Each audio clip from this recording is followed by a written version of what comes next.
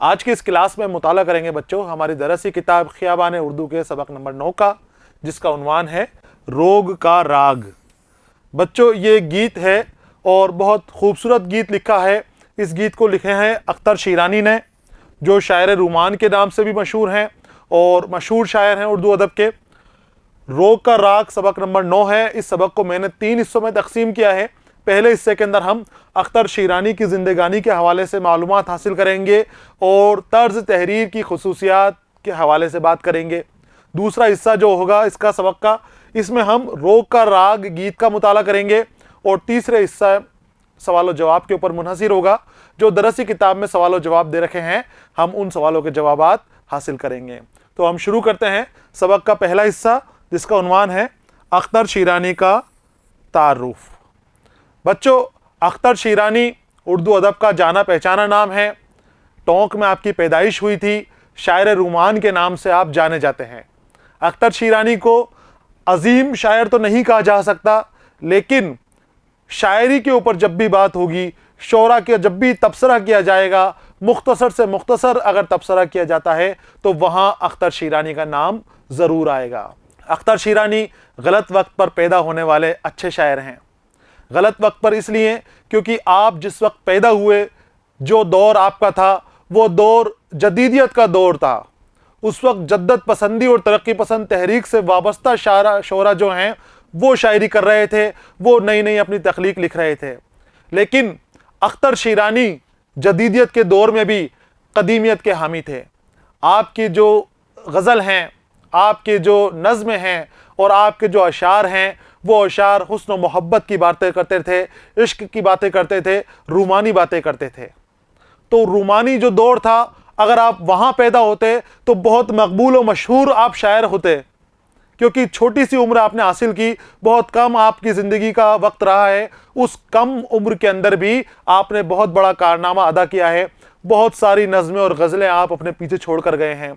لیکن آپ جس دور میں پیدا ہو گئے وہاں رومانیت کم ہو گئی تھی، وہاں عشق و محبت کے جذبے کی قدر نہیں کی گئی تھی، وہاں جدیدیت کے حامی شعراء تھے، وہاں جدت پسندی کی شاعری کی جا رہی تھی۔ تو آپ جتنی شہرت آپ کو ملنی چاہیے تھی اتنی شہرت آپ حاصل نہیں کر پائے۔ تو آج ہم اختر شیرانی کے بارے میں بات کریں گے۔ داؤد خان آپ کا نام تھا اور اختر آپ کا تخلص تھا۔ جانے مانے اردو ادب کے محقق محمود شیرانی کے آپ بیٹے تھے۔ تو ہم شروع کرتے ہیں پہلا حصہ۔ دیکھیے 1905 میں آپ کی پیدائش ہوئی تھی اور 1948 میں اختر شیرانی کا انتقال ہوا تھا۔ 1905 میں پیدائش اور جائے پیدائش جو ولادت کی جگہ ہے آپ کی، وہ کہاں ہے؟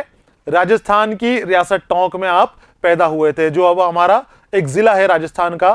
اس ضلع کے اندر آپ ٹونک کے اندر پیدا ہوئے تھے، اور پھر آپ یہاں سے لاہور کے لیے چلے گئے تھے، اور آپ آخری وقت آپ کا لاہور میں ہی بیتا، انتقال آپ کا لاہور میں ہی ہوا۔ داؤد خان آپ کا نام تھا، اصل نام جو ہے، اور اختر آپ تخلص اختیار کرتے تھے۔ مشہور محقق حافظ محمود خان شیرانی کے بیٹے تھے۔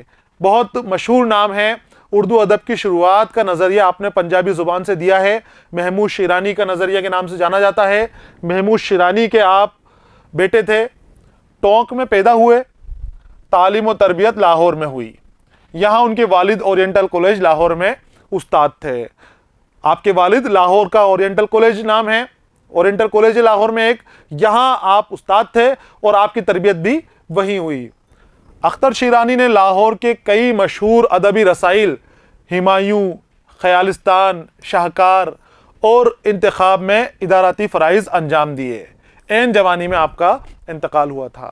لاہور میں جب آپ منتقل ہو گئے، رہنے لگ گئے آپ کے والد کے ساتھ، جب آپ تربیت حاصل کر لی تو نوعمری سے ہی آپ ادارت کے شوق کے اندر آپ آ گئے۔ صحافت کا آپ کا شوق تھا تو صحافی بنے آپ، اور کئی رسالے آپ نے نکالے، اور ساتھ ہی جو مشہور رسالے ہیں ان میں آپ ادارتی کاموں سے بھی جڑے رہے۔ ہمایوں اس وقت کا مشہور تھا لاہور کا، خیالستان، شاہکار اور انتخاب، یہ آپ کو ان کے نام جو ہیں اپنی نوٹ بک میں نوٹ کرنے ہیں، یہ بہت اہم ہیں آپ کے لیے۔ آگے آتے ہیں۔ اختر شیرانی نے غزلیں بھی کہیں اور نظمیں بھی کہیں ہیں، دونوں میں آپ کو عبور حاصل تھا۔ رومانی شاعر تھے، رومانیت کے ساتھ ساتھ आप में हुब्बुल वतनी के जज्बात भी जा बजा हमें नजर आते हैं। रूमानियत भी है, हुस्न और इश्क और मोहब्बत की बातें भी आपकी शायरी में हैं, और आपके अशार और आपकी नज़मों के अंदर हुब्बुल वतनी का जज्बा भी नजर आता है। लेकिन वो अपनी इश्किया नज़मों के बाइस ज़्यादा मशहूर हुए हैं।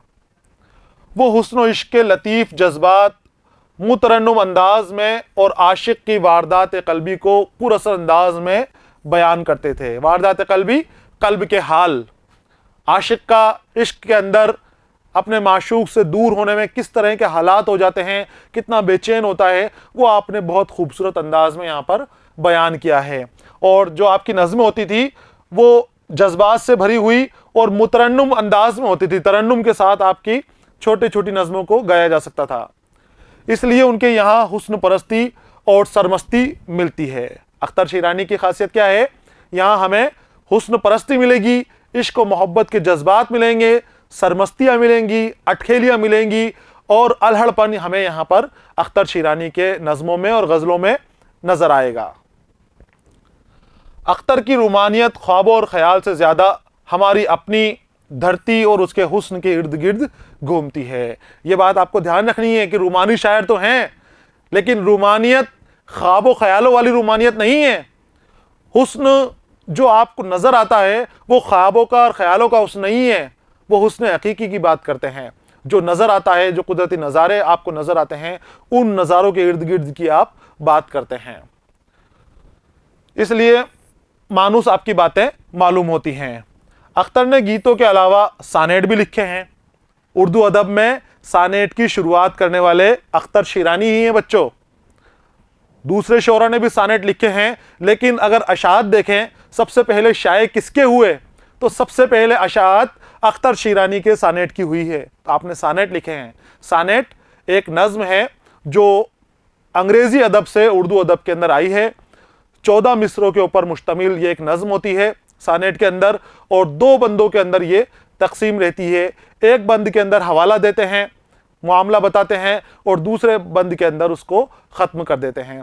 तो 2 बंदों के ऊपर मुश्तमिल होती है, और 2 बंदों में 14 मिसरे होते हैं। पहले बंद में 8 या 6 या कुछ 12 भी रखते हैं, और बाद के 2 मिसरों में 6, बाद के दूसरे बंद में 2 मिसरे भी रख लेते हैं।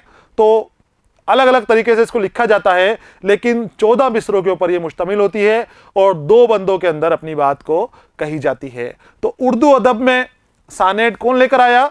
अख्तर शीरानी। कहाँ से लेकर आए? अंग्रेज़ी अदब से। अंग्रेज़ी अदब में इतालवी ज़ुबानों में लिखा जाता था ये, तो वहाँ से ये इसको अखज़ करके उर्दू अदब में लेकर आए। दूसरे शायर भी आपके साथ के ही लिखे थे, लेकिन सबसे पहले अशात आपकी सानेट की हुई। उनकी नज़मों का दूसरा मौजू हुब्बुल वतनी है। हुब्बुल वतनी के जज्बात भी आपको खूब आपकी नज़मों के अंदर नज़र आएंगे, और आप खुद वतन के ऊपर जान निसार करने के लिए तैयार रहते थे। वतन के लिए कुछ भी करने के लिए आप हमेशा आगे खड़े रहते थे।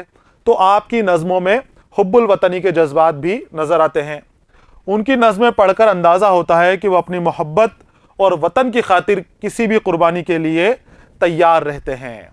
अपनी मोहब्बत के लिए भी तैयार हैं, अपने इश्क के लिए भी तैयार हैं, और अपने वतन के लिए भी तैयार हैं। तो यही मौज़ूआत और यही जज्बात, इन चीज़ों का इजहार आपके कलाम में हमें देखने को मिलता है। आगे आते हैं। फूलों के गीत, शहरिस्तान, सुबह बहार, नगमा हरम, त्यूर आवारा, अख्तरिस्तान, लाला तूर, शहरों और शबिस्तान, ये आपके शेरी मजमुओं के नाम हैं जो शाये हुए हैं। इनको भी आपको नोट कर लेना है। और यहाँ पर बच्चों ये मुख्तसर मालूमात अख्तर शीरानी के हवाले से मुकम्मल हो गई है। आपको ज़रूर फ़ायदा होगा अगर आप इसको ध्यान से देखेंगे, ध्यान से पढ़ेंगे, समझने की कोशिश करेंगे। और जो मुश्किल अल्फाज हैं और कई ऐसी चीज़ें हैं जो याद नहीं की जा सकती, तो आप पूरी कोशिश करें कि उसको अपनी नोटबुक में उतार लें। जब भी पढ़ें, वीडियो को देखकर पढ़ें, अपनी नोटबुक हमेशा साथ में रखें। यहाँ पर बच्चों पहला हिस्सा मुकम्मल हो गया है। दूसरे हिस्से के साथ मैं फिर आपके सामने हाजिर रहूँगा। तब तक के लिए इजाज़त दीजिए। पढ़ते रहिए, खुश रहिए। अलविदा।